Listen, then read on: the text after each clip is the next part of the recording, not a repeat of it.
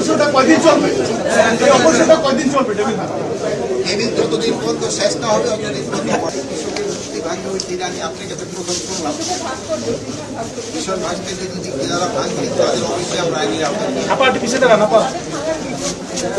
আমি আমি তো মারুফ ভাই আমি অবশ্যই তাদের আইনের আওতায় নিয়ে আর এটা যারা কৃষকের কোনো কিছু যারা ভাঙে তারা আমার মনে হয় বুঝে করে কৃষকরা কিন্তু আপনাকে সবাইকে বাঁচায় রাখে এই দিকে আপনার কিন্তু খেয়াল রাখবেন কৃষকের দিকে আপনাদের সবসময় খেয়াল রাখতে হবে এই এত জনসংখ্যার দেশেও এত জমি তারপরেও তারা কিন্তু বিভিন্ন ধরনের বিভিন্ন সময় উৎপাদন করে আপনাদের আমাদের কিন্তু সময় লাগে এই জন্য আপনারা সবসময় তাদের প্রতি কৃতজ্ঞ থাকবেন এবং আমাদের এখানে যারা সায়েন্টিস্ট আছে তাদের প্রতিও আপনাদের একটু কৃতজ্ঞ থাকা দরকার তারাই কিন্তু জমি কিন্তু কমতেছে জনসংখ্যা কিন্তু বাড়তেছে তারপরে কিন্তু তারা কিন্তু আপনাদের খাওয়াই রাখতেছে এই জন্য আপনারা আমাদের যেখানে যারা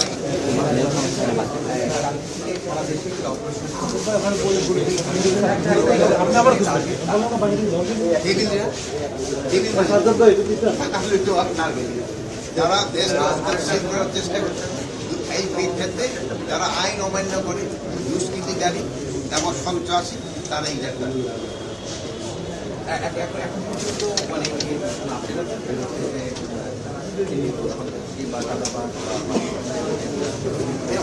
হচ্ছে এবং হইতেছে এবং 4 জন 5 জন পুলিশ কর্মকর্তা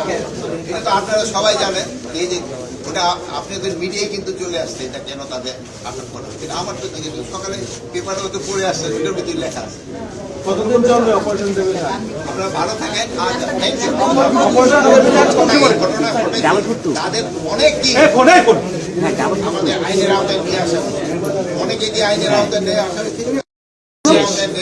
আনা হয় নাই তাদেরও তাড়াতাড়ি আইনের আওতায় নিয়ে আসা এবং তাদের যেন সর্বোচ্চ শাস্তি হয় এই ব্যবস্থা